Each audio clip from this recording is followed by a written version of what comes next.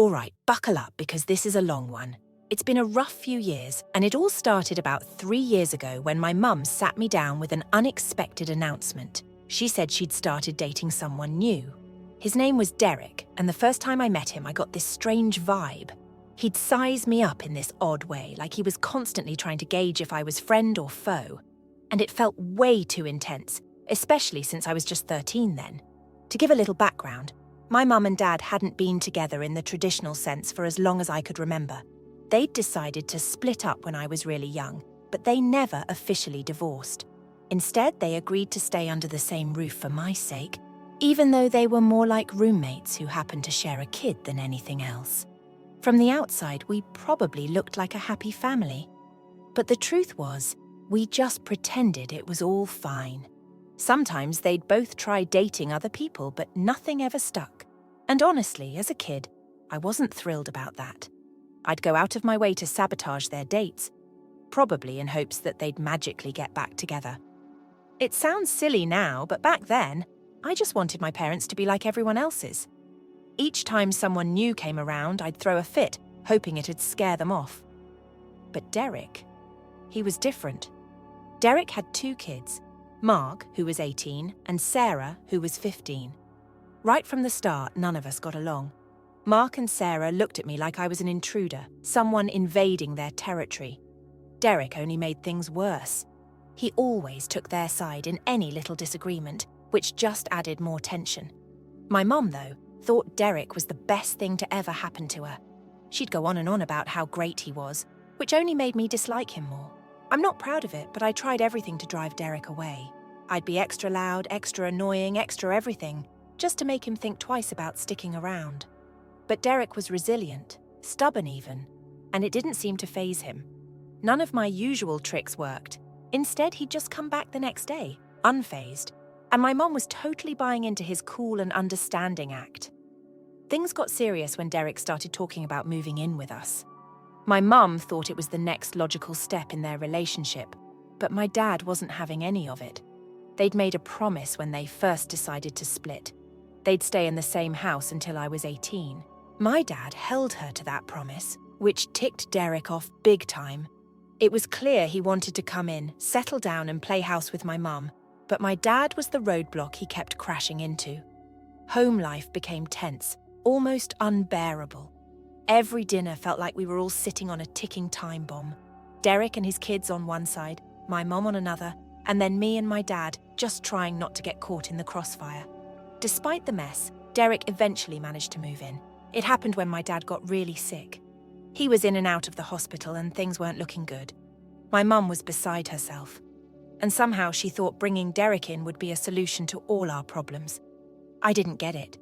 How was having more people around supposed to help when everything felt like it was falling apart? And then the unthinkable happened. My dad passed away from a sudden heart attack. I was completely devastated. I thought maybe this loss would make everyone realize how short life really is and that all this drama didn't matter. But I was wrong. Less than a month after Dad died, my mum announced that she and Derek were getting married. They planned a small, intimate ceremony with just family and close friends. To me, it felt unbelievably rushed. I couldn't believe she was moving on so quickly. How could she think marrying Derek would help me cope with losing my dad? I felt like I was losing more than just him. I was losing my whole family. Derek and his kids didn't make it any easier. They walked around like they owned the place, barely acknowledging that my life had just crumbled. After the wedding, things only got worse. I retreated into myself, spending more time alone in my room or out with friends, just trying to be anywhere but home. The real turning point came when a call came from my dad's lawyer. Apparently, my dad had left me his entire estate. I inherited his money, properties, and a lot more that I hadn't even known about. Years ago, he'd come into a fortune from some relative, and he'd quietly held on to it without telling anyone. All of a sudden, I wasn't just the annoying kid in the household. I was the rich kid. And Derek's attitude toward me changed overnight. All pretense of him being the cool, understanding stepdad vanished. Now I was a threat to whatever plans he'd been making with my mum. And let me tell you, it felt like war was about to break out at home. After my dad's will was read, things at home shifted in a big way. Derek's entire demeanour toward me changed. It was subtle at first, little comments about how we should all pitch in and respect the household. He even tried this overly sweet routine around my mom, acting like he was Mr. Caring Stepfather. But every time we were alone, his whole attitude shifted. The friendliness was just a mask. Behind it was someone who clearly wasn't thrilled about me being the main heir to everything my dad left. Life at home became this silent, uneasy battlefield. Every day I'd wake up, brace myself, and walk into this house that felt more like enemy territory. The worst part was breakfast.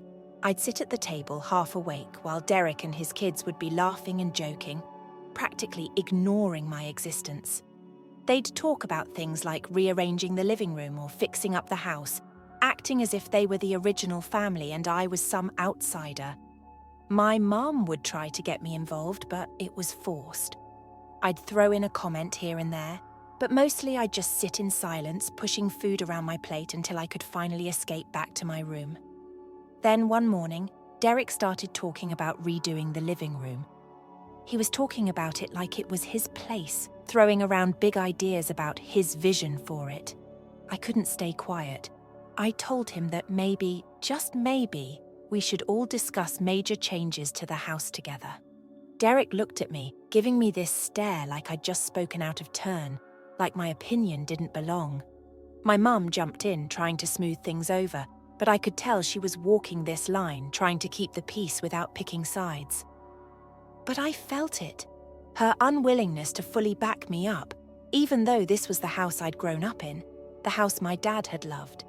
As if the mornings weren't bad enough, every day after school was more of the same. I'd come home and Derek would be there, sprawled out in what used to be my dad's chair, talking on the phone or discussing his kids' plans like he was the head of the household. I tried to keep my distance, going straight to my room or, if I could, staying out with friends as much as possible.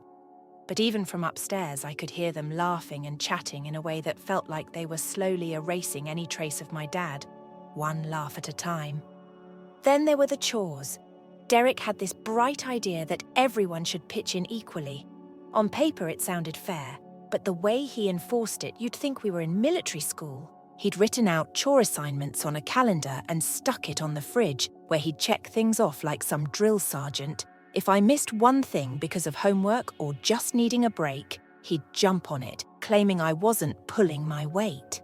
It didn't feel like he wanted the chores done. It felt like he was looking for reasons to criticize me, to show I didn't belong in the family he was trying to create. Weekends were no better. Derek, still on his mission to blend our families, started planning outings. We'd go to parks or community events, places I used to enjoy with my dad. But now, these trips felt hollow and forced. Derek would act like the big family man, parading us around as if we were a unified front, while I was just going through the motions, hoping to get home as soon as possible. I was tired of being paraded around, of being forced into these outings that were more about Derek proving a point than actually bringing us together. One Saturday, things hit a new level of ridiculous. Derek decided we should all volunteer at this community cleanup event. It sounded like a nice enough idea, but the whole day he was lapping up the praise from the other volunteers, acting like Mr. Community Leader while I was there, picking up trash, feeling like the odd one out. My mum was there too, beaming at him like he was some kind of hero, while I just wanted to disappear. The situation with Derek's kids, Mark and Sarah, was no better. They'd started treating my things like community property, especially my gaming console. I'd saved up for it myself, and suddenly, it was like I had no say over who used it. One day, I came home to find the controllers messed up. Sticky buttons, scratches. When I confronted Mark about it, keeping my cool, he snapped back, calling me selfish and saying I needed to share since we were family. Derek, of course, swooped in to back up his son, lecturing me about how, in this house, we share everything. The argument got heated and my mum stepped in. But instead of defending me, she sided with Derek, saying I should try to be more understanding. That stung. It was like, overnight, our home had transformed into Derek's domain, his rules. My room felt like the only place that was still mine. But even that didn't feel safe anymore. Late one night, I was up thinking about all of this. I couldn't sleep, so I decided to take a quiet walk around the house. As I was wandering through the living room, I noticed Derek's laptop open on the table. Curiosity got the better of me, and I took a peek. There were emails open, messages to a real estate agent about buying a new house. I felt my stomach drop. He'd been looking at expensive properties, places that were way out of our range, or at least I thought they were. It seemed Derek had been planning something without telling us. The next morning, I confronted him. I brought up the emails, asking him directly about his plans. The look on his face was priceless, like a deer caught in headlights. He stammered, trying to brush it off, saying he was just looking at options, nothing serious. But the damage was done. My mum was sitting there, totally blindsided. She hadn't known anything about it either. An argument erupted, voices rising as Derek tried to explain himself while my mum tried to understand why he'd kept this a secret. I just sat there, watching it all unfold, a mix of anger and sadness bubbling inside me. It was clear to me now. Derek had plans that didn't include me. That fight seemed to wake my mum up a bit. After that, she started keeping a closer eye on Derek, asking more questions and watching what he was up to. She didn't say it outright, but I could tell that she was beginning to see the cracks in his perfect guy persona. The atmosphere at home shifted. Derek was tense, and every time our paths crossed, there was this unspoken tension, like a cold war that neither of us acknowledged but both felt. After that, I started staying out even more. I'd go over to friends' houses, walk around the neighborhood, anything to avoid being in that house. Knowing Derek was planning on uprooting everything and selling the house my dad loved made it unbearable. And my mum? I could tell she was seeing more of what I'd been dealing with, but there was this distance between us, this trust that had been damaged. She was finally seeing Derek's true colours, but I didn't know if it would be enough to actually change anything. That's where I was at, living in a home that felt like it was no longer mine, clinging to memories of my dad and trying to hold on to the few pieces of him that remained in this house. I knew I couldn't keep living like this, but I had no idea what to do. After the blow-up over the house, you'd think Derek might cool off, but it was like he had something to prove. He kept ramping up the pressure, doubling down on all his family bonding initiatives, dragging everyone into these forced gatherings as if that would make us one big, happy family.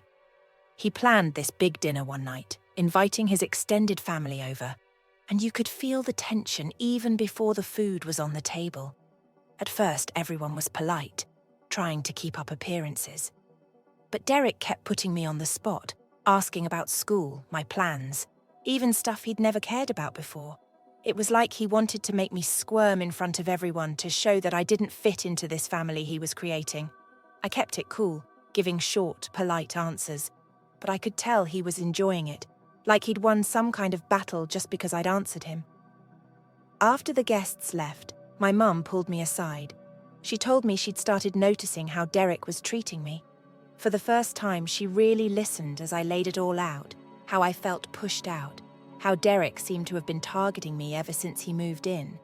She promised she'd talk to him and set boundaries, which was honestly a relief to hear, even if I wasn't holding my breath for anything to change. But at least she was paying attention now. Unfortunately, talking to my mum seemed to make things even worse. The very next day, Derek cornered me after breakfast. He was calm, too calm, and said he knew I'd been stirring up trouble with my mum, warning me to back off. The cold look in his eyes rattled me in a way I hadn't felt before. I could tell he was trying to intimidate me to make sure I stayed in line. I played dumb and shrugged him off, but inside, I was more shaken than I wanted to admit. For the first time, I saw that Derek wasn't just a jerk. He was calculating and willing to do whatever it took to keep control of his little kingdom. From then on, I did my best to avoid him, sticking to my room and making myself invisible whenever he was around. But a few days later, something happened that changed everything.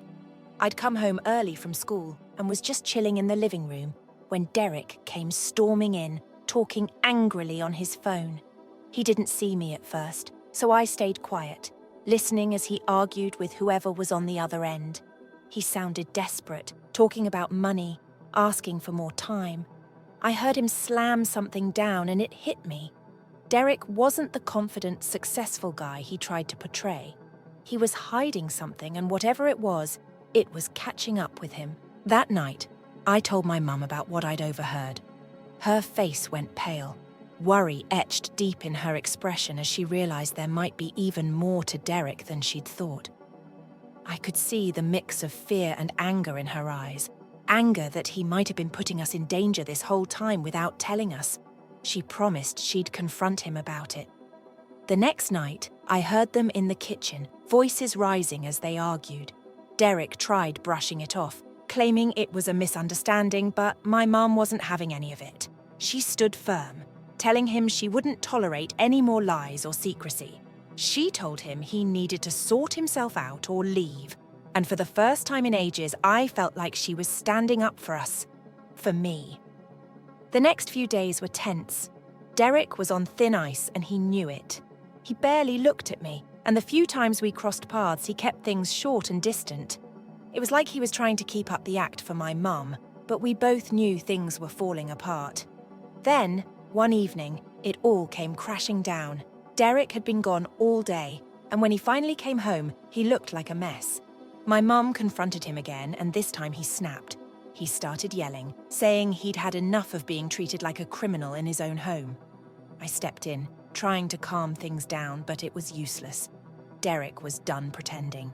He grabbed a bag, tossed some things into it, and stormed out of the house, slamming the door behind him. The silence after he left was almost surreal. My mum just stood there, shell-shocked. I didn't know if she was processing the fight, his departure, or the mess our lives had become since he'd moved in. I felt this strange mix of relief and guilt, glad he was gone, but feeling like maybe we'd pushed things too far. But I knew deep down that it was better this way. The house felt like it could breathe again. For a few days, it was just my mum and me trying to adjust, picking up the pieces. But then, out of nowhere, Derek came back. He knocked on the door one evening, looking worn down and apologetic. He told my mum he just needed some time to sort things out and promised all his problems were behind him. Against all reason, she let him back in. I was furious, but I didn't say anything. I'd learned by now that arguing only made things worse. The next day, I tried to stay out of the house, but when I finally came back, Derek and I ended up alone. My mum was working late and his kids were out, so it was just the two of us. I was in the middle of getting ready to go out again when Derek cornered me, ranting about dishes left in the sink. I told him I'd take care of them when I got back, but he wouldn't let it go. He kept yelling, saying he wasn't my maid and that I needed to learn some responsibility. I lost my temper and yelled back, telling him I'd do it when I was good and ready. That's when he dropped a bomb I hadn't seen coming. He accused me of staying around just to get my dad's inheritance, claiming my mum finally saw through me and knew I was just being polite to get her to leave me everything. I laughed in his face, telling him the truth, that my dad hadn't left my mum anything. It was all mine. I could see the shock hit him like a brick, and for the first time he was speechless. I stormed out of the house after that, too wound up to be there a second longer. That night I stayed at a friend's place, hoping to avoid the fallout. But, of course, my mum called me at midnight, furious that I'd told Derek about the inheritance. She accused me of stirring up trouble, and I let her have it. I told her she'd been lying to Derek, making me the target, while letting him treat me like garbage for years. I told her it felt like she'd let him walk all over me because she was jealous I'd inherited everything, and she knew he wouldn't stay if he knew the truth. She tried to justify it, saying she hadn't known how bad things were, that she'd been distracted and dealing with her own struggles. But I didn't buy it. I told her I might have shared the inheritance with her if she'd been honest with me from the start. But now it was clear to me why my dad left everything to me, and I couldn't trust her anymore. I hung up, blocked her number, and tried to get some sleep, but I felt sick with frustration and sadness. In the morning, I woke up to messages from her, apologizing, saying she loved me and wanted to keep me in her life. She asked me to come home, saying we'd said hurtful things and that we needed to talk things over. But for the first time, I realized I didn't want to go back. I was done. I'd finally accepted that to her, I was just a convenience, someone to lean on when it benefited her. I wasn't her priority, and I couldn't keep pretending that this house, this family was something it wasn't. So now I'm figuring out my next move. Part of me feels guilty for leaving her, but I can't ignore what's been right in front of me all along. This isn't a home anymore, and I can't stay in a place that makes me feel like a stranger every day. For once, I'm putting myself first. I'm done surviving. Now, I need to find a way to truly live. It's been a few days since that huge fight, and life feels surreal. I've been staying at a friend's place, barely looking at my phone. Every time I check it, there are more messages from my mum, some apologetic, others angry, all mixed together like she can't decide whether she wants me back or wants to guilt-trip me into coming home. I'm honestly exhausted from it all, feeling like I'm on the edge of some big decision I can't avoid anymore. My grandparents got wind of everything after my mum called them. They reached out, worried about me, offering support. I hadn't talked to them about Derek or about all the tension at home, but now they knew the whole story. They were upset, furious even, saying my mum should have been there for me instead of letting some guy walk all over us. They offered to let me stay with them while we sorted things out, which sounded like a huge relief. When they flew in, we met up at a nearby hotel where they were staying. I felt a weight lift just being there, away from all the chaos at home. My mum was there too, trying to get me to come back with her. But I was clear, I wasn't interested as long as Derek was still in the picture. I told her the only way I'd even consider talking was if she chose me over him and got him out of the house. She tried arguing, saying it wasn't that simple. But with my grandparents there, she backed down. They suggested I move in with them, but she didn't want to give up custody. I could see it was tearing her up, but I was tired of making her life easier while mine felt like a nightmare. I kept telling my grandparents I'd go home if Derek was gone, and they pressed her to agree to it. I think she realized she had no choice if she wanted to keep any relationship with me. After a long, tense conversation, my mum finally said she'd figure out a way to make it work. She asked for a few days to sort things out, and I agreed, although I was skeptical about whether she'd actually go through with it. My grandparents promised to stay until she sorted it, and I felt like for once I had someone fully on my side. The next few days were a waiting game, and I spent them trying to keep myself busy, distracted, while my mum went back home to talk to Derek. When she finally called, I was braced for anything, but she told me she'd confronted him and that he wasn't taking it well. In fact, he was furious. My mum explained to him that if he couldn't respect me, he couldn't be part of her life. She admitted things had been rocky even before this, especially after the truth about my inheritance came out. The whole thing had shattered his trust in her, and after a heated argument, Derek decided to file for divorce. She sounded exhausted on the phone, like she was still processing it all. But I could also hear relief in her voice, a sense that she knew this was the only way forward. I went home the next day, and she was there waiting for me, apologetic, but also ready to make things right. She admitted that she'd been selfish and that she'd let her need for companionship cloud her judgment. She promised she was done with Derek and that she wanted to rebuild the relationship we'd almost lost. I was cautious, not ready to throw myself into forgiveness right away, but I could see she was sincere. She kept apologizing, saying she realized now how much damage she'd allowed to happen and how she'd been blind to Derek's manipulation. I told her straight up that I'd be watching her and that I wouldn't hesitate to leave again if she didn't follow through on her promises. She nodded, telling me she understood and that she'd do whatever it took to earn my trust back. Over the next few weeks, things felt different. The house was quiet, but not in the tense, uncomfortable way it had been with Derek. I actually felt like I could relax in my own home.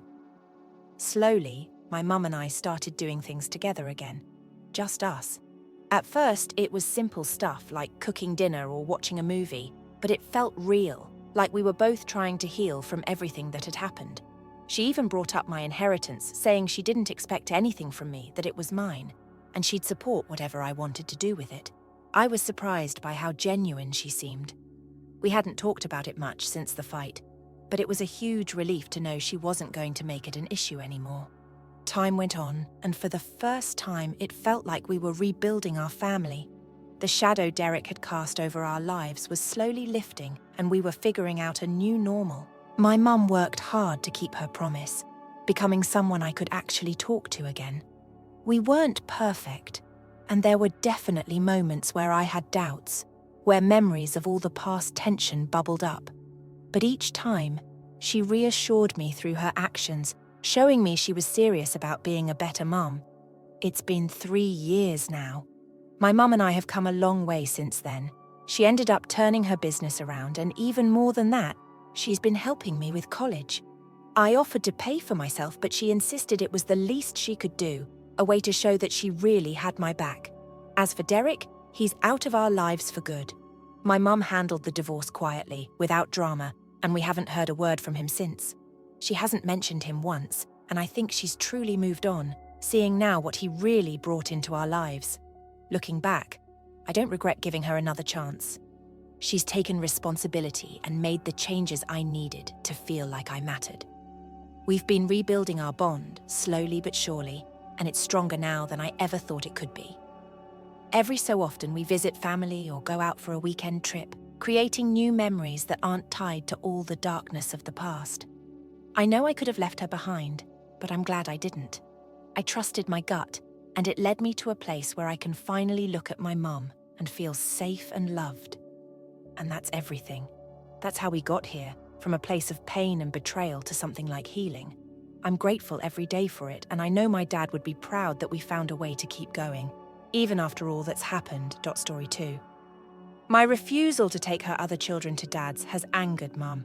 He's already done enough. Yes, my parents divorced when I was 16 years old. I mean, I kind of anticipated it. You don't grow up in a home where there is a lot of shouting and assume that everything will be well.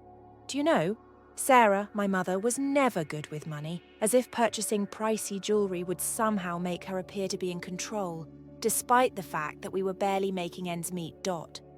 It was one of those things that took me a while to completely comprehend, but I had a gut feeling that something wasn't right back then. The divorce is a nightmare in and of itself. Mark, my father, discovered that my mother had been using credit cards that he was unaware of. She had exhausted them, only purchasing garbage. We didn't require expensive clothing, jewelry, or even trips. She was unable to pay. He was enraged. Her refusal to acknowledge that she had a problem, however, made matters worse. She pretended that he was acting irrational. Come on, don't you realize that spending all much money is a problem? We weren't really wealthy or anything. The situation worsened after the divorce. To be honest, I was relieved when my dad was granted temporary custody of me. Living with my mother was like living in a chaotic environment.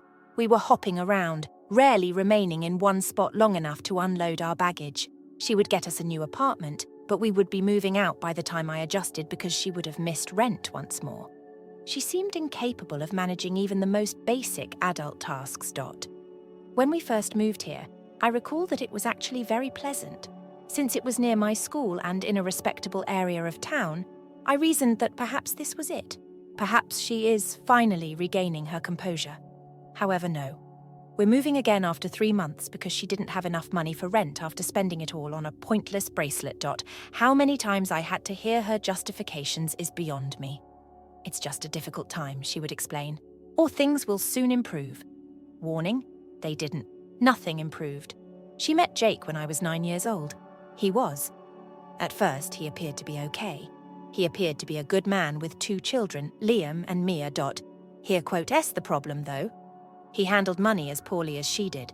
What do you suppose would happen if 2 careless persons were combined? Catastrophe. That's what occurs. They spent as though they had millions of dollars. And I was aware that the outcome would not be favorable. I recall that they had this ridiculously large wedding. Half the time, they didn't even have enough cash for food. However, they managed to scrape together $10,000 for an unaffordable wedding. I was only a child. But I knew that was crazy too. They spent the money as if it didn't exist, and you know what? After that, they had no funds at all, not at all. Jake was like, I heard them argue about it later. I assumed your folks would lend a hand. My mother was all over it. I assumed your folks would lend a hand. How in the world do 2 mature people not discuss this before spending so much money? My father was watching me during this whole ordeal. Sometimes I would go stay with him. I always felt safer there, to be honest. He wasn't wasting all of his money on frivolous things. He had a steady job and his house was secure.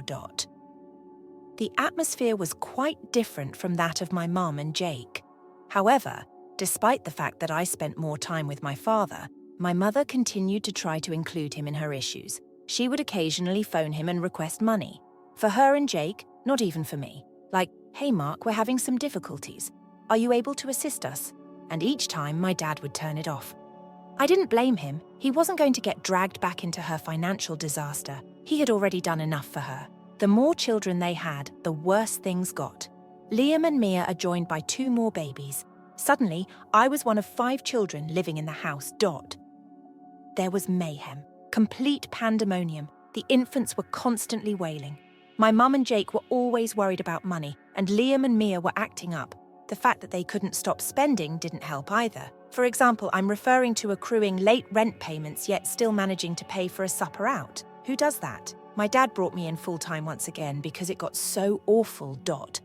In all honesty, I didn't want to be there either, and I believe he could sense I was becoming overwhelmed. Every day seemed to be waiting for the next catastrophe. Leaving my siblings in that circumstances made me feel bad, but I also had to look after myself. I couldn't continue to live in such disarray. At one point, my mum even made an attempt to persuade my dad to spend the weekend with Liam and Mia. "Oh, they really miss you," she said. "They want to see you more often." He quickly put an end to that. "They're not my kids, Sarah," he said. "They are not my responsibility." He was correct, even if it seems harsh. I refused to allow my mother to continue attempting to blame him for her troubles. I didn't want to bring him back into it simply because Jake and her couldn't manage their own problem. He had enough trouble coping with her for all those years. I was spending nearly all of my time with my dad by the time I reached 18. My mother detested it and would guilt-trip me whenever she could. "You are needed by your siblings. You're leaving us behind," she would say. I wasn't leaving anyone behind, though. I simply could no longer live that way. It was the same each time I returned to visit. Rent is late, bills are overdue, and my mother has vowed to get us in order. But she never did. She probably never will. When Jake and my mother decided to have additional children, things really started to go south. "You already have enough on your plate with Liam and Mia," I recall thinking, "and now you want to add more." However, nobody inquired about my thoughts. I suppose I shouldn't be shocked. Never once did they solicit anyone's input on anything. They simply followed their own wishes and dealt with the fallout afterwards. Generous is well handled. They waited until it was too late to face the consequences. I was around 13 when they had their first child together. By that time, I was largely living with my dad, so I wasn't always there. But every weekend, I was thrust back into the insanity of their home. And it was chaotic. Nothing ever had enough of it. Patience, food, and room. Liam and Mia were acting like they had no boundaries at all, and the infant Emma was always wailing. It seemed as though Jake and my mother were so preoccupied with their personal drama that they neglected their children. The fact that Jake lost his job at that time didn't help either. He worked as a mechanic, but I suppose he got into a confrontation with his supervisor and lost his job as a result, rather than immediately searching for another employment. He spent the entire day moping about the home. They went behind on their rent once more since my mum's part-time job at a retail establishment was insufficient to pay for everything. What truly astounded me, though, was how they would pretend everything was all right when I was there, as if they would pretend to be a happy family. But it seemed so phony. It was virtually transparent. In an attempt to simulate a sitcom, they would compel everyone to sit around the table for forced family dinners. My mother would pretend everything was okay while Jake would make cheesy jokes. In the meantime, the bills were mounting and the anxiety was palpable, like a heavy cloud in the sky. They then had another child because they obviously hadn't learnt their lesson the first time. Yes, Noah was born only a year after Emma was born. The household now had 5 children. 5. Every time I was there, guess who was enlisted to assist me? They seemed to think, "Oh, she's older now. She is capable of managing it." I would thus be forced to watch the kids while they did. Who knows? If I had to guess, they were probably fighting about money. It became so bad that I was afraid to go over there. When I would return to my dad's house and tell him about it, he would simply shake his head. How they could continue to dig themselves into a deeper hole was beyond him. To be honest, I didn't either. But, I didn't have to clean up my mess. Everything was really tight the one time I spent a weekend there. Liam was acting out a lot when he reached middle school, arguing with others at school and not doing his assignments. The entire preteen rebellion stuff. Despite becoming quieter, Mia was always absorbed in her phone and ignored the world around her. Liam simply shrugged and replied, "What's the point?" When I once tried to discuss it with him, "It doesn't matter what I do," that really got to me. Even though I was aware that things were horrible, seeing him express it so clearly made me understand how big of an impact this chaos was having on them as well. I wasn't the only one who felt like I was in the midst of a catastrophe. Although they had no way out, Liam and Mia were just as enmeshed in it as I was. When things got out of control, they had nowhere to go but my dad's house. They were confined to that madhouse all the time. I'm not sure if it was remorse or anything else, but I made an effort to support them more after that. I felt compelled to, even though I didn't want to. They didn't request to be born into this mess, any more than I did. Furthermore, the fact that their parents were, their parents is not their fault. I would thus attempt to get them out of the home when things became too stressful and hang out with them when I could play games with them. However, it was not very helpful. A few rounds of Monopoly wouldn't be enough to break the tension in the house. The kids were seeing that Jake and my mum were either fighting or acting like nothing was wrong. I saw it in their behaviour. Liam's attitude continued to deteriorate as Mia became more reclusive. Then everything truly went haywire one night. As usual, they were fighting again while I was staying there for the weekend. This time, however, it was loud enough for every child to hear. With wide eyes, Liam entered my room and inquired, "Are they divorcing?" I was at a loss for words. I didn't want to tell him a lie, but I also didn't want to make him feel even more alarmed. I just told him that I had no idea and that we would work it out regardless. To be honest, neither he nor I were persuaded. As it happened, they were not divorcing. Once more, they were fighting over money and the strain of raising 5 children. My mum was weeping and pleading with Jake to stay as he threatened to leave. I felt as though I was stuck in the middle of a chaotic situation with no way out.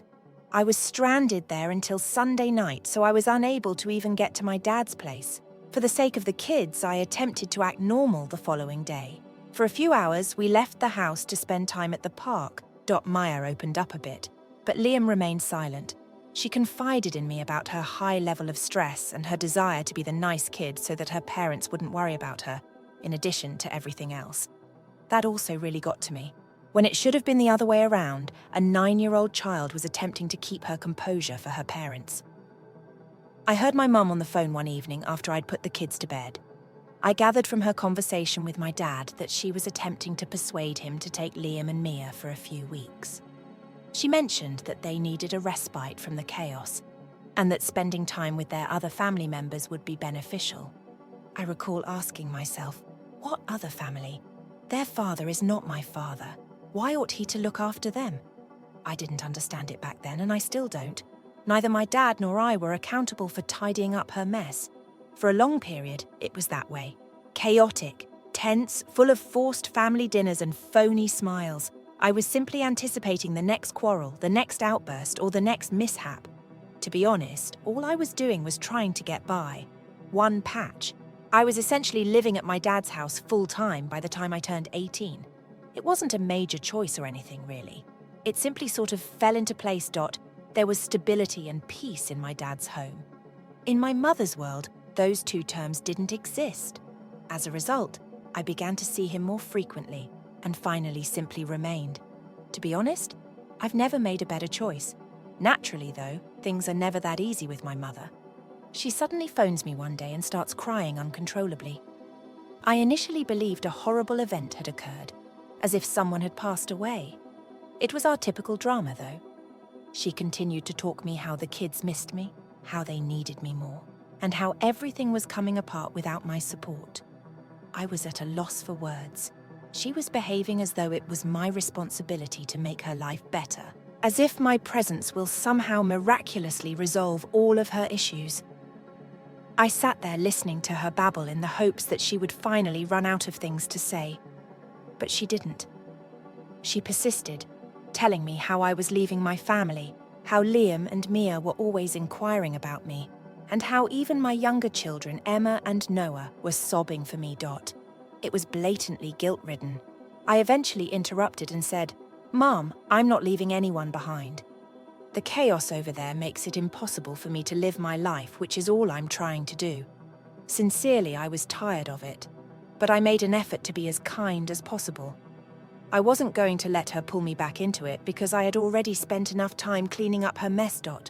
It wasn't warmly received by her. Her voice abruptly shifted. In a moment, she changed from sobbing to enraged.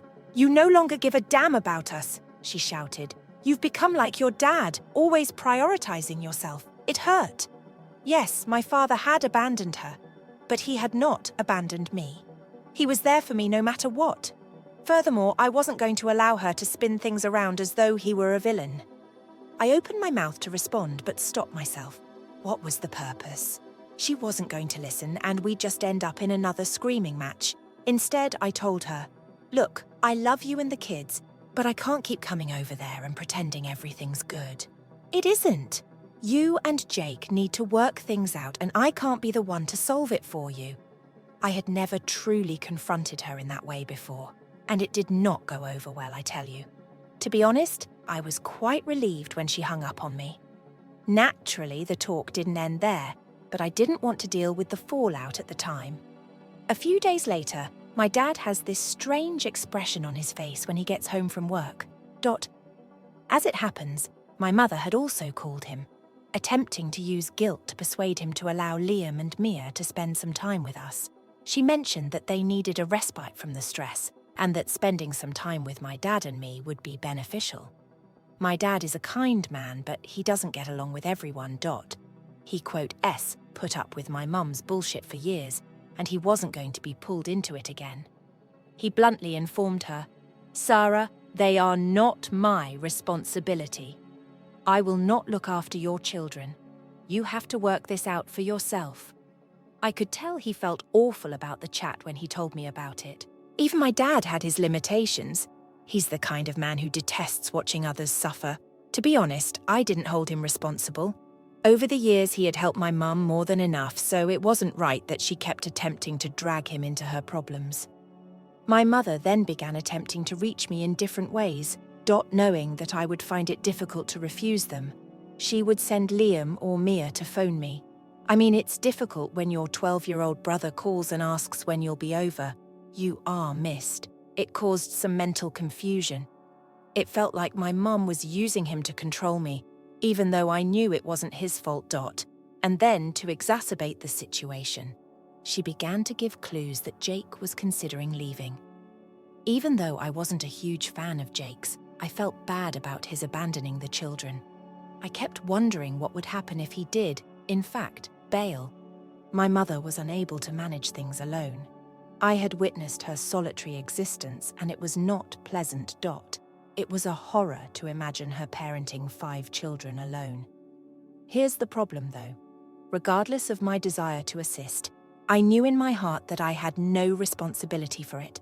I couldn't continue to put off fixing their lives at the expense of my own, so I took my usual action.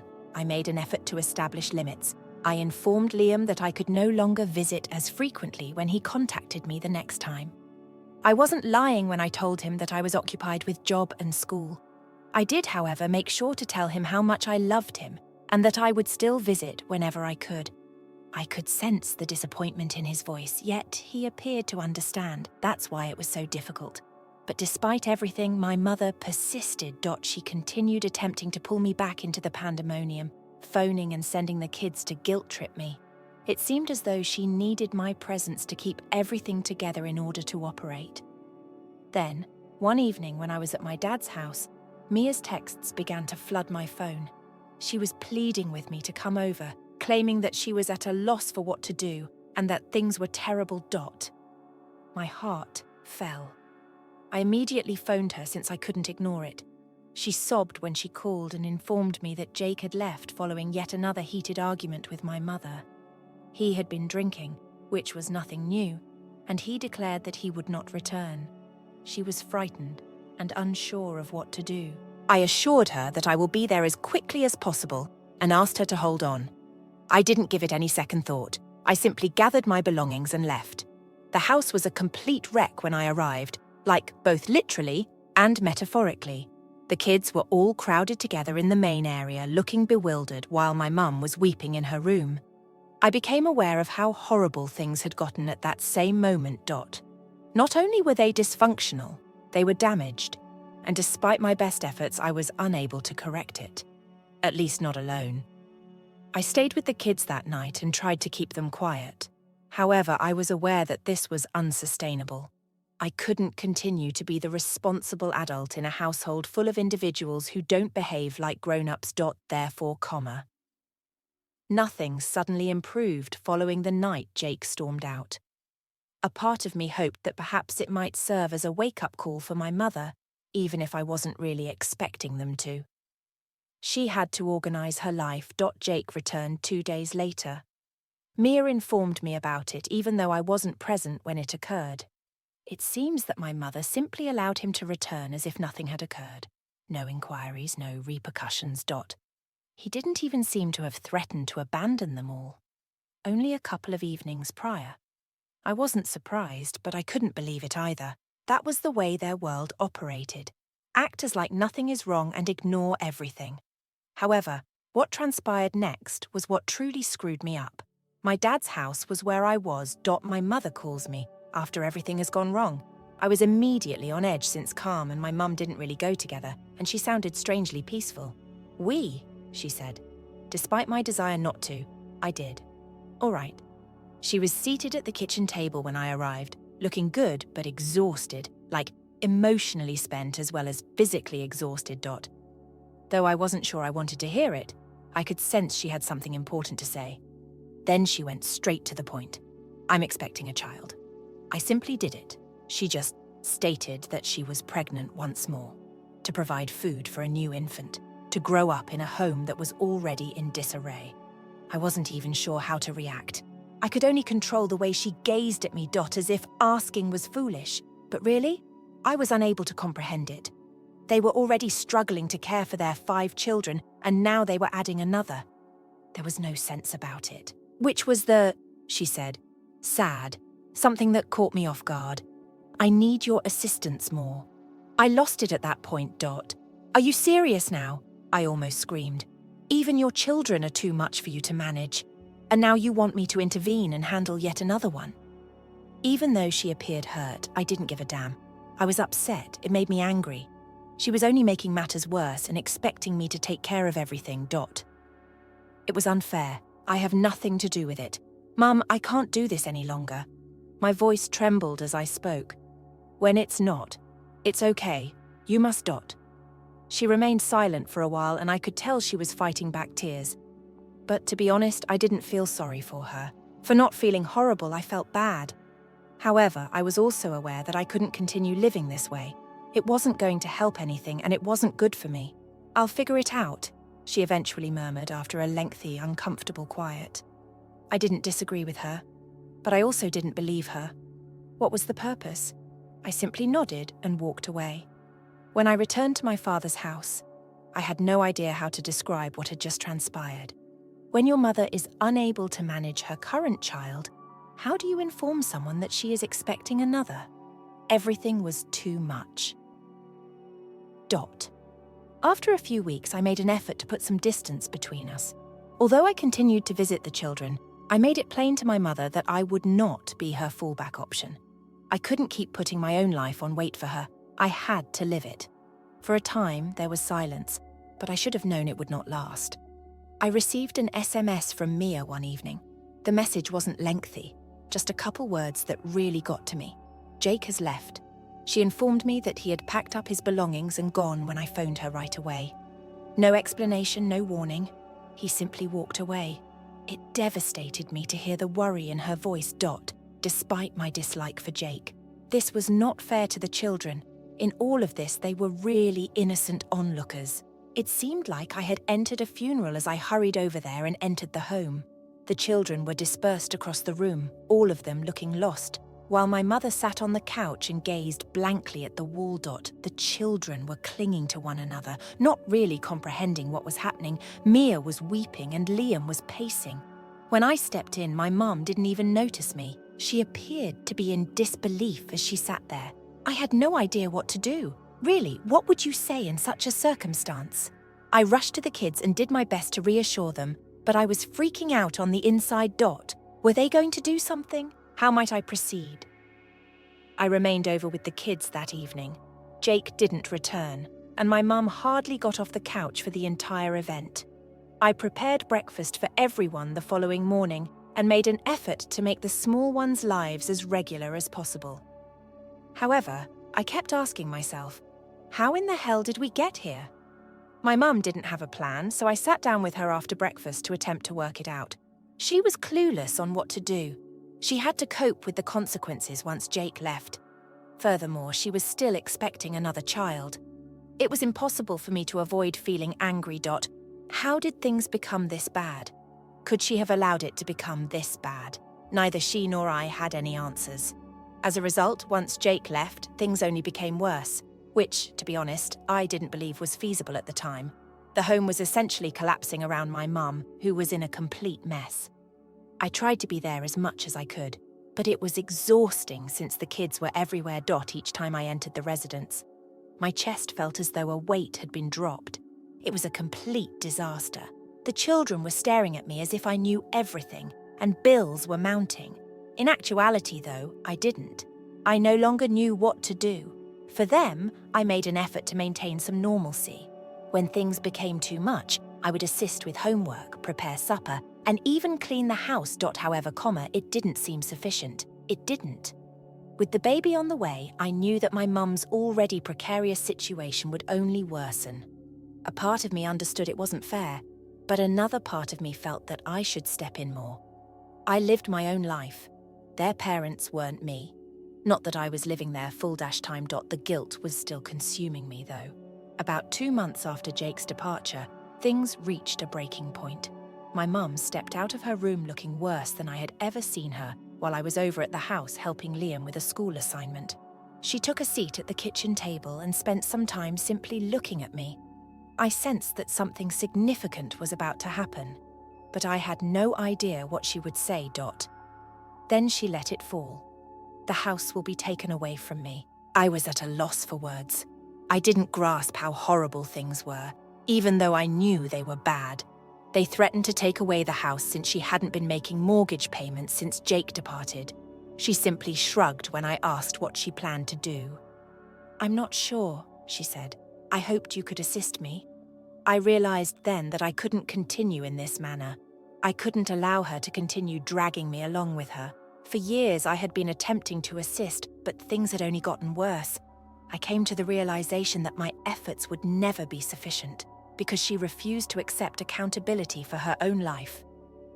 "Mum, I can't keep fixing this for you," I stated after taking a long breath. She gave me a perplexed expression. "What are you saying? I mean, I can't come over here and clean up the mess and act like nothing's wrong all the time."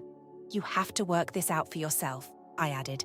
"I will assist with the children, but I will not solve your financial issues. This house won't be saved by me."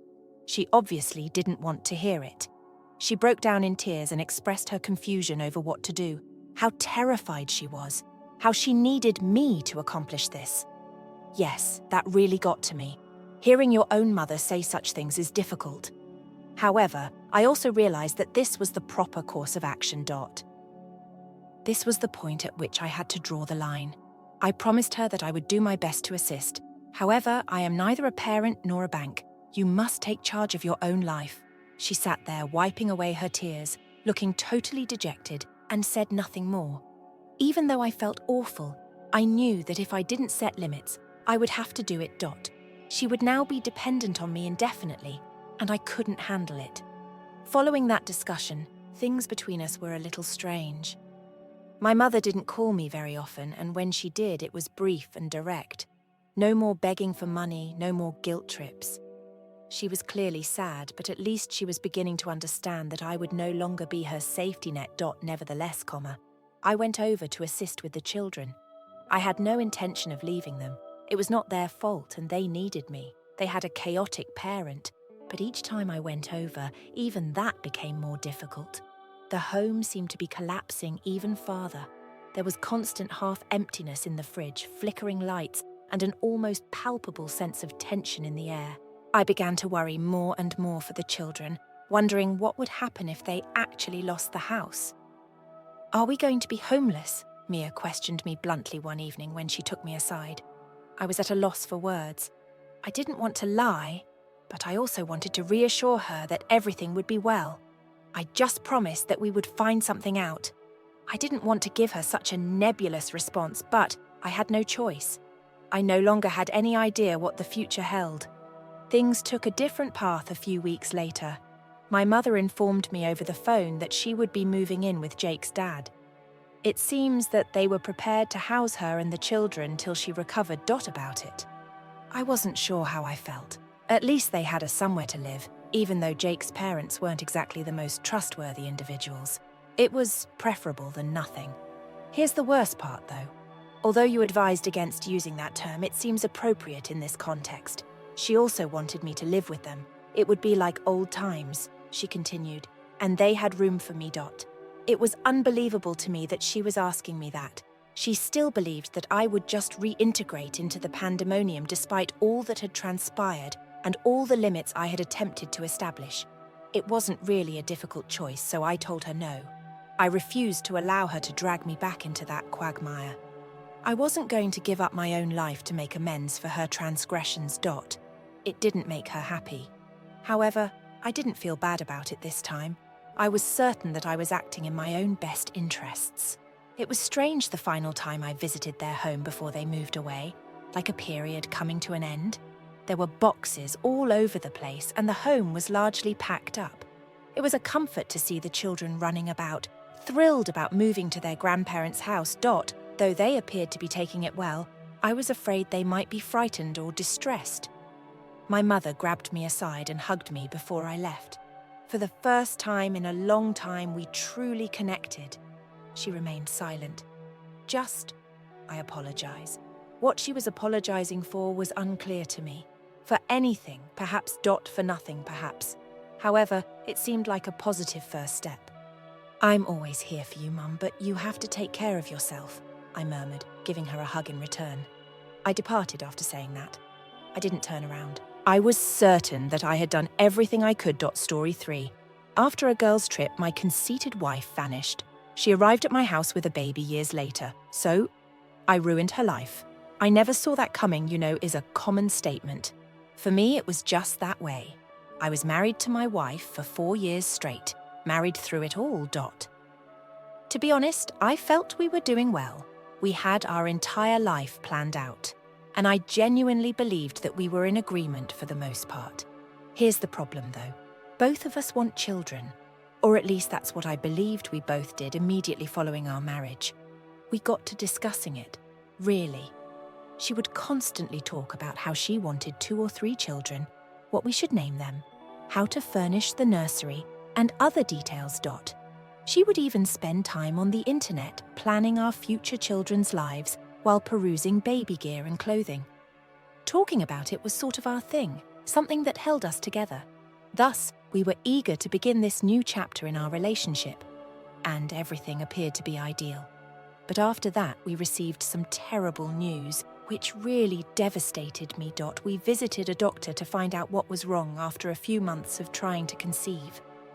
To cut a long tale short, it was me. The doctor essentially informed us that our chances of naturally becoming parents were very limited because my count was much too low. It felt like a stomach punch. I felt worthless. Every single one of their plans. In a second, we were gone.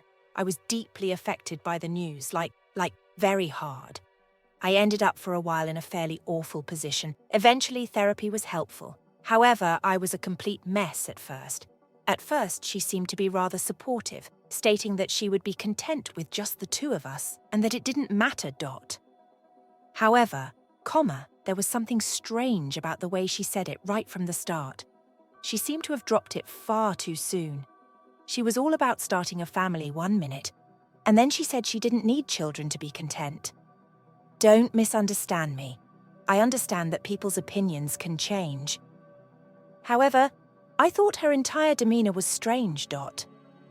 From thinking about baby names, she had completely stopped talking about children. Not just that, she seemed to have changed her perspective on me as well. She would suddenly start making little jabs at me, comments about how I wasn't taking care of myself and how perhaps I could get in shape or be more useful around the house, were things she had never mentioned before. Dot indeed, comma. I may have gained a few pounds, but it seemed like she was constantly looking for reasons to accuse me. She would dismiss it when I asked her why she had suddenly changed her attitude. She would claim that I was being unduly sensitive and that I was only dreaming. But I was aware of a problem. The lady I married, who would spend hours discussing our future together, Dot. She was unique. She wasn't exactly mean. However, there was a certain coldness, as if she was only going through the motions and had already mentally checked out. And I suppose that as time went on, I began to trust her when she assured me that everything was okay. In order to avoid coming out as needy or insecure, I quit pressing. In any case, after a few years, we were only getting by. Dot. We had gotten into a rut where we hardly discussed anything important. We seemed more like housemates than husband and wife. I attempted to provide alternatives. Adoption, surrogacy. I'm happy as long as we're together, she would remark each time she shut it off, claiming she didn't want to think about it. However, I never really believed it, Dot. She seemed more concerned with persuading herself than I was. Suddenly, she informs me she wants to take a girls' trip.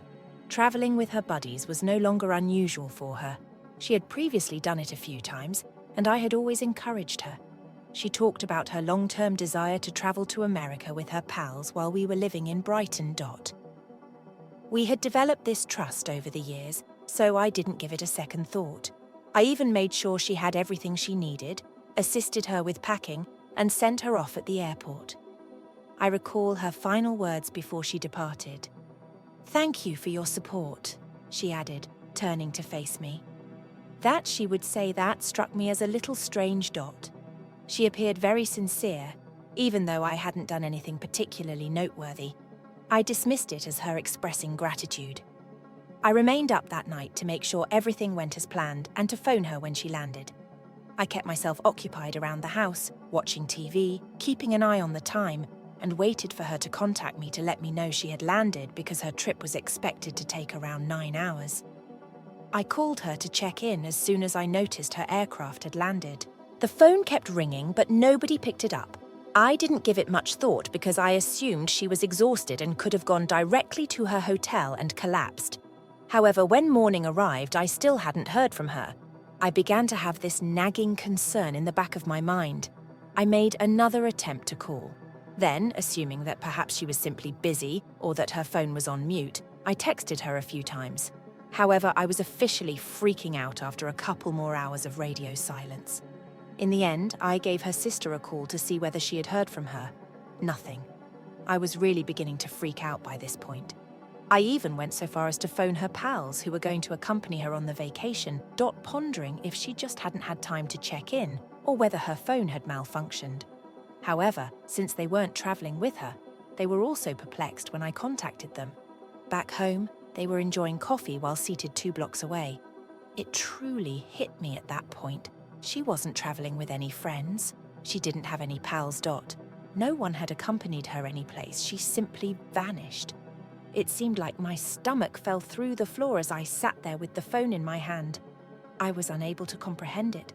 Why would she tell me such a lie? Why wouldn't she notify me before leaving? I made an effort to persuade myself that it was an error.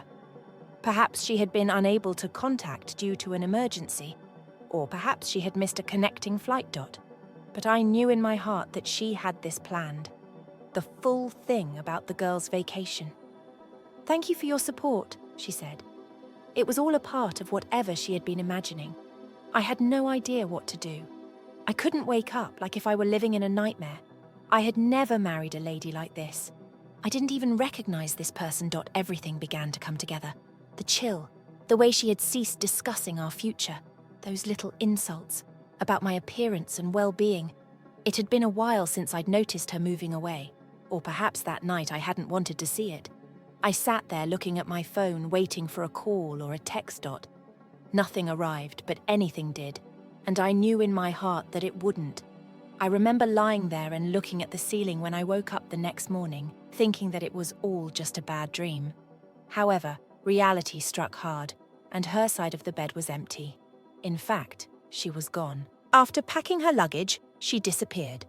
Additionally, I had reassured myself the previous evening that perhaps she was late or her phone had died. They were no longer reliable. She had clearly planned this and wanted to go. I was completely in denial for the first several days. I would keep ringing her phone in the hopes of getting her voice. Obtain an explanation, perhaps. I even left messages. Half the time I was at a loss for words, but I continued to leave them in the hopes that she would understand. However, I only received quiet, which strangely made things worse. It seems as though I had no idea what went wrong and was left to solve it on my own, as if she had never heard of me before. Her family was initially just as surprised as I was. They hadn't heard from her, and her mother didn't know anything about her intentions. In the end, I visited there more times than I could remember. Seeking answers, she spoke with her mother. They must have felt sorry for me. When I couldn't bring myself to cook, her mum would prepare meals for me and occasionally let me stay there. As I talked about all the tiny things that didn't make sense, she would sit there and attempt to figure out how my life had suddenly become so complicated. To be honest, there were moments when I was too numb to speak and just sat there in quiet. I fluctuated between extremes: anger, sadness, shame. I would constantly ask myself what went wrong. Was there a sign I missed? Was I not paying enough attention to her? On certain days, I would review all of our conversations and arguments in an attempt to determine what caused her to leave. I kept thinking about what I might have done better and how I could have preserved our marriage. It may sound dramatic, but I was completely preoccupied with figuring it out, as if discovering the solution will somehow make things better. I hardly slept or ate, and my job also began to suffer. People noted that I would just brush off their inquiries about my being let S say I was handling personal matters. Admitting the incident was embarrassing. To publicly admit that my wife abandoned me without saying anything. I eventually told a few close friends, and they tried their best to divert my attention by bringing me out to hang out and encouraging me to move on. However, I would still worry about her even when I was with them, wondering where she was and why I wasn't enough to keep her. The many inquiries about how married life was treating you from strangers, neighbours, relatives, acquaintances, and even former co-workers who had heard I was married were among the worst aspects. "How is your wife doing?" It seemed like tearing off a new scab each time. I would simply smile and tell them that everything was good, since I lacked the courage to tell them that she had left. But each time I told it, that life seemed heavier. The only thing that worked in the end was therapy. Although I had never gone before, I realized that I couldn't do it alone after a few months of hardly functioning. I thus located a therapist and began attending once a week, conversing with an impartial person, someone who was unfamiliar with her, myself, or our baggage. It was beneficial. I would express my rage, betrayal, and the void she had left in my life. I would talk endlessly about the restless evenings and how I would lie awake repeatedly, reliving everything. The therapist assisted me in realizing that she would not have remained here if it had been a magical moment. She was responsible for her decision to depart, not me. It was a difficult pill to take. I thought for a long time that I had somehow alienated her because of something in myself. However, I gradually began to view things differently. I chose to disregard the fact that she had been aloof and chilly for a while, wishing that things will improve on their own. I told myself that I was capable of maintaining my composure. Perhaps in some way my efforts were sufficient to maintain our marriage. The realization that it wasn't hurt. As time passed, I began to restore my life in tiny increments. It wasn't until she departed that I realized how much I had lost in our marriage. I had always been the one who tried his hardest to make sure she was content and that our home life was comfortable. However, I had a lot of free time now and was unsure of what to do with it. I thus began resuming old pastimes that I had forgotten about. I tried cooking new meals, went to the gym, and started reading literature I had been putting off. Eventually, the work also improved. I was hardly keeping up with my job at first, simply going through the motions. However, when I began to feel more like myself, I worked harder at my job. I felt like I still had control over something in my life, which was one of the few things that gave me a sense of accomplishment. Although I had always been skilled at what I did, I now gave it my all. The attention, the additional hours. I received a promotion as a result, something I never would have received if I'd been moping about my own problems. Even yet, there were painful days. I would sometimes see something that made me think of her. An vintage cinema ticket stub, a picture. Little things that reminded me of things I tried to forget. I would wonder what she was doing while I looked at them, if she ever considered me, whether she ever felt bad about what she had done. However, those times began to wane. I was able to move on a little more easily and stow away those memories a little faster each time. I also got back in touch with pals. Since getting married, not much had changed. We resumed our activities, which included hiking and going to the golf range, things I hadn't done in years. Having folks by my side who weren't involved in the mess and who could support me in moving on without pulling me back into the agony was a relief. In retrospect, I saw that I had invested much too much of myself in that relationship, in becoming her spouse. I felt like I had lost a significant portion of who I was when she departed, as if she had taken a piece of me with her. But I was rediscovering who I was piece by piece. Though it wasn't quick or simple, I was making progress. I was finally able to see someone who wasn't defined by her past actions when I looked in the mirror at the conclusion of that year. I wasn't simply the man whose wife had abandoned him. I had made it through. I had recovered and emerged more resilient, in years for the first time. Without her shadow looming over me, I felt as though I could truly live my life. To be honest, I took pride in that. I believed I had moved on from everything. After all that chaos, life had at last begun to seem normal again, or as near to normal as it could be. My work was going really well, my friends kept me occupied, and I had my routine down pat. I would even quit thinking about her on a daily basis. Even while I still occasionally had flashbacks to odd memories, it wasn't as frequent as it used to be when she was somehow involved in every part of my existence. She was thus the last person I expected to see standing there when someone knocked on my door one Saturday morning. But there she was, with a baby at my doorway. I went cold. It was like witnessing a ghost, and for a moment my brain simply stopped functioning. Though perhaps a touch worn down, she still had her typical appearance. She looked at me as if she genuinely believed that I would be pleased to see her. I thought I was past caring, so yes, that really got to me. It turns out that seeing her again triggered a lot of feelings I had previously suppressed. At first, I remained silent. I just stared as I stood there. She gave me a grin as if nothing had occurred. Then she requested, "May I come in?" with no embarrassment. The nerve. Really, she simply comes up here as if I should be welcoming her back with open arms after everything she's done. However, I remained composed, told her no. You can remain there and give an explanation. I didn't want her in my home, reintroducing all of that chaos into the space I had worked so hard to create. The one area I had designated as mine.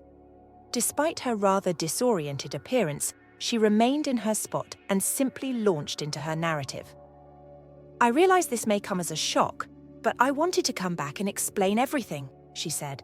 She even had this optimistic expression on her face, as like she really thought I would be willing to listen to her. I debated whether to laugh in her face or to simply close the door. However, my curiosity was too much. I was curious about the reason behind her disappearance and what she had come up with. She continued by explaining that she had erred in leaving, and that she had come to the realization that she had lost the greatest thing that had ever occurred to her. Not mine, but hers. She said that after giving birth to this child, she had finally realized what was truly important in life after much introspection. After years of ignoring me, it seemed that what mattered most was unexpectedly knocking on my door. "This is our second opportunity," she remarked, glancing down at the infant. What I was hearing was unbelievable. This baby was meant to be some sort of magical reset button that would allow us to start where we left off on our second opportunity. I was furious on the inside, but I attempted to maintain a neutral appearance. She continued by expressing her desire for us to reunite as a family. She had committed a grave error. However, we could now begin anew. Only the three of us. The one question that has been bothering me ever since she arrived was finally asked. You left, but why? I tried to speak as steadily as possible, but I wasn't sure how much longer I could contain myself. I'd tortured myself with all the possibilities for years in an attempt to comprehend. I needed to hear it from her now that she was here. She paused, staring shamefully down at her feet. Eventually, though, she told me the truth, or at least what I thought it was. She acknowledged that she had left because she wanted a child, and had found someone who could provide one for her because I couldn't. In fact, she spoke it as if it were unimportant, as if my life hadn't been destroyed by her. As though I was expected to simply accept it by nodding. She clarified that although the man she had left didn't stay, she had already given birth and knew she wanted me back. As simple as that. Easy. Here, I paused to consider what she was saying. She was acknowledging that she had left me, fled with a man, had his child, and now asked me to accept it. I simply forgive and move forward, I informed her. So you think you can return and act as if nothing happened after you left, met someone else, and had his child? I was completely unmoved when she broke down in tears and apologized for her terrible error. She continued talking about how she came to understand that I was the person she really loved, and that our paths were meant to cross. To be honest, maintaining a straight face was difficult. She sounded so crazy that I was shocked. It wasn't love. Her face was filled with despair, and I could see it. She then attempted to guilt-trip me by telling me how difficult being a single mother had been for her. In fact, she made an effort to portray herself as the victim in this situation, as like her decisions hadn't brought her to this precise moment. She assured me she was prepared to work things out this time and that she wanted my help. I couldn't stop wondering, who does she think I am? I listened to it all while I stood there, but I was done now. I told her directly, Look, you have to live with the decision you made a long time ago. Here, there's no second chance. She appears astounded, as if she had never thought about that at all. No, in my opinion. As if it were convenient for her, she truly believed she could just stroll back into my life. She became irate just when I thought she would finally understand and depart. She became angry with me, accusing me of being self-centered, and her tone shifted. I owed her an opportunity to put things right. She said that she could have taken half of everything and divorced me at that time if she had so desired. She even had the audacity to remark that the house should still belong to her. I felt a surge of relief as it seemed like her genuine self was revealing itself in front of me. At last, I was recognizing her true self. She and I didn't argue. I didn't speak louder. We're done, I murmured, glancing at her. You want a life that was different. You have it now. I am no longer responsible for this. I cut off any last statements she might have had by closing the door in her face. Hearing her hushed cries from outside the door, I stood there. A peculiar calmness washed over me. She might shout, weep, knock, or do anything else. However, I knew I would never allow her to return. I had married the lady I had loved. She had left. The stranger who believed she could pick up the pieces whenever it was convenient for her took her position. Feeling lighter than I have in years. I moved away from the entrance and took a seat. I believed that was it once I shut the door behind her. I assumed she would understand and simply go away. However, no. Rather, she began pounding on the door while shouting various things. The nerve seemed unbelievable to me. I was in the only location that belonged to me. The one location where I had been able to recover from the chaos she had left me in. She even dared to stand there and insist that I pay attention to her. I initially considered ignoring it and letting her cry till she became weary. But then I started to wonder. I was curious to know what kinds of excuses she would use this time. In order to let her know that I was paying attention. I slightly opened the door, but not enough to let her in. She appeared as though she had just been struck in the face. I think she was surprised that I didn't give her the response she desired. As if we were having a casual argument rather than coping with her desertion, she began a lengthy speech in which she expressed her willingness to forgive me for closing the door on her and her want to start again. She went on and on about how if we both worked hard, we could work things out. I couldn't contain myself at that moment. I genuinely chuckled because this woman had more courage than I had ever anticipated. When I did that, she appeared enraged, as if I should feel guilty for not paying attention to her. You left, I told her. You tossed everything away while you had the chance. Just because you feel like it, I won't act like none of it ever occurred. She began to say things like, "You don't understand how hard it was for me," while her cheeks flushed. She continued by talking about how she had been so lost after leaving and how she had discovered her error too late. However, I didn't believe it. I informed her that she had taken the decision to leave. She had plotted it, made up a falsehood about it, and then carried it out. Her apologies meant nothing. Right now. Then she lost her temper. Her entire tone shifted. She stopped doing the melancholy, repentant act and began to attack me, accusing me of being unjust and lacking the grace to give her another opportunity. If I had wanted to, she would have had the courage to say it. Back then, I could have taken everything from you. I could have stolen half of your possessions. I simply stood in awe. This lady who had abandoned me without saying a word now believed she should be rewarded in some way for not attempting to financially ruin me, as if she should be commended for not being as awful as she might have been. What am I meant to be thankful for since I told her? Are you thankful that you simply left me without taking my belongings with you? Her expression was a mixture of rage and something more as she gazed at me. Perhaps desperation, perhaps guilt, but to be honest, I didn't give a damn by then. I had just finished. I'd spent all those years questioning myself, feeling bad and wondering if I was somehow to blame for her leaving. They melted away. I felt as though the burden I had been dragging about had finally been removed when I met her for who she truly was. But she wasn't finished. She began to pace my porch while complaining that I would regret not giving her another opportunity and that I would never find someone like her. In fact, by refusing to take her back, she attempted to make me feel as though I was the one who was losing out. It was strange. The person who ruined all we owned was right here, behaving as though I ought to be pleading with her to remain. She became even more outspoken about how I had made her leave in the first place when she saw that I wasn't going to back down.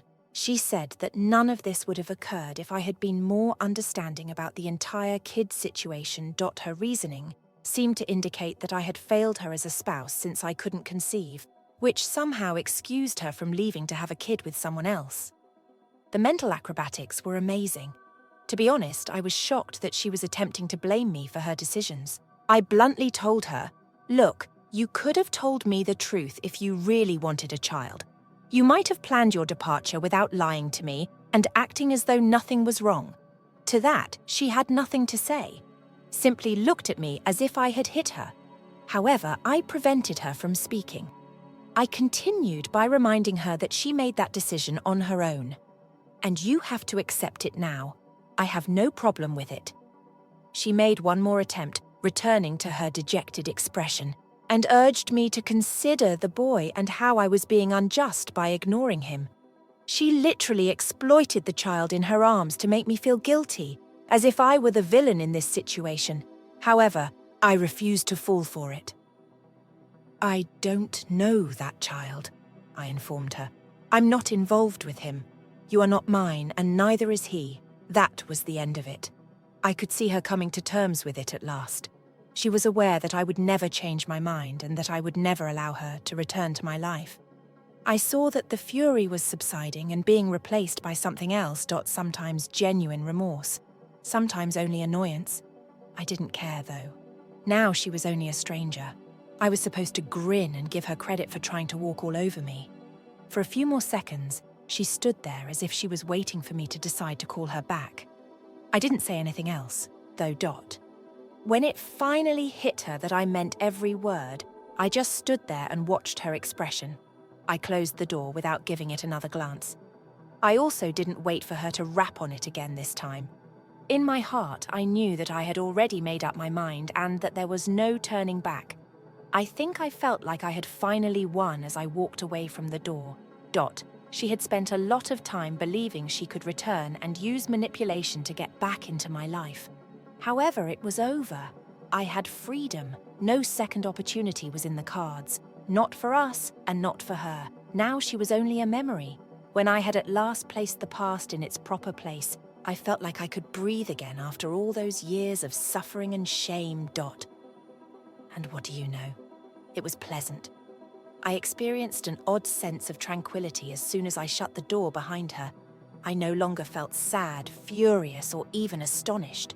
It seemed like all the effort I had put into her over the years, the shame, the sorrow, the never-ending questions, it simply disappeared. I was prepared to go on since I had at last found the closure I didn't realize I needed. It was done. This time for real. Naturally, though, things didn't go as well as I had intended. Her mother texted me a few days later. She apologized, stating that she was embarrassed by her daughter's handling of the situation and that she had attempted to reason with her, but it was clear that her attempts had failed.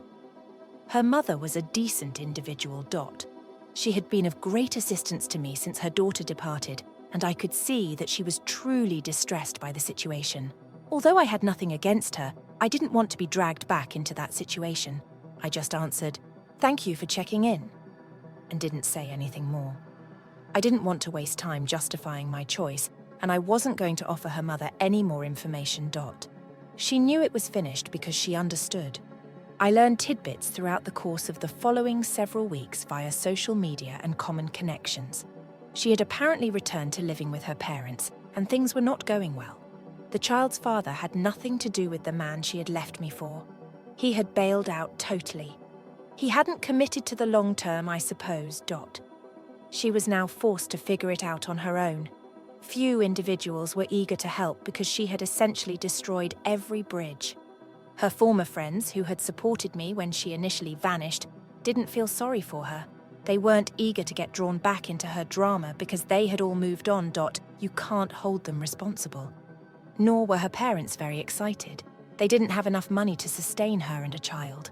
I was aware of this as her father called me shortly after her mother texted me. Curiosity overcame me and I nearly didn't respond.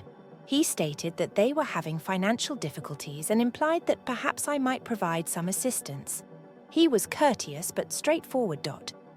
He continued talking about the infant and how difficult things were for them, saying, "We know you cared about her once."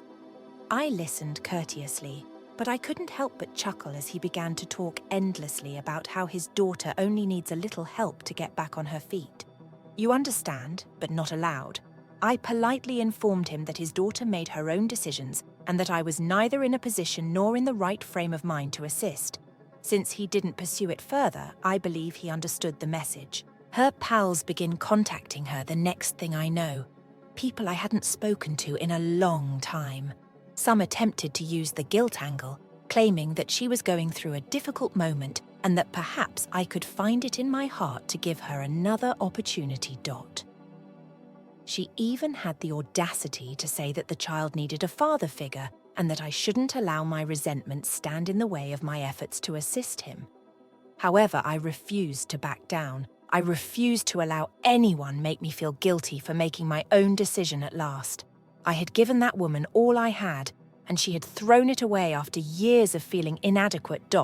Instead of relying on me to save her, she should at least take responsibility for her decisions. The calls and texts gradually decreased in volume until ceasing completely. Everyone seemed to realize at last that I was serious, that I had moved on, and that I would not get ensnared again. Then, for the first time in years, the actual scene in my life felt calm and ordinary. I had my friends, my job, and my routines. Although it wasn't a flashy or opulent existence, it was mine, and on my terms, I rebuilt it. The irony is that I once again began to find joy in the small things that I was not particularly aware of while I was married. I would read novels I had been meaning to read for years, make my own food, and take walks. It felt good to be free, and I knew I could live my life as I pleased without anyone's approval. I wasn't always concerned about other people's happiness or approval, for once. I felt as though I had gradually regained my life. Occasionally, I would see someone who knew us both, and they would inquire, "Hey, what?" What became of her? I would respond briefly and courteously, then shift the topic. I wasn't trying to conceal anything. I simply didn't want to keep going back to a chapter that was so obviously finished. I had finally mastered the skill of leaving her in the past. When I last heard from her, things weren't going well. She was still bouncing between her parents' house and friends' sofas after she had outlived her welcome and was having trouble keeping a job. Messages from people I don't often speak to now would sometimes inform me that she was seeking assistance from anybody who would listen. She even implied in a few of them that she hoped I might reconsider, that perhaps I would change my mind and end up playing father to her child. However, it was not going to occur. I had invested too much time and effort into regaining my life to consider taking that route. Simply because things didn't go as planned. I wasn't going to be her safety net or the person who picks up the pieces. Nothing was going to pull me back now that I had finished that chapter. Ultimately, I believe I received the necessary closure. She was now coping with the repercussions of her decisions, as well as myself. At last, I felt liberated. In a sense I hadn't experienced since the day she departed. I was truly, truly free. I had had enough of her looming over my life. I was happy and had moved on. Not in a grand dramatic sense, but simply contented. And what do you know? That was sufficient.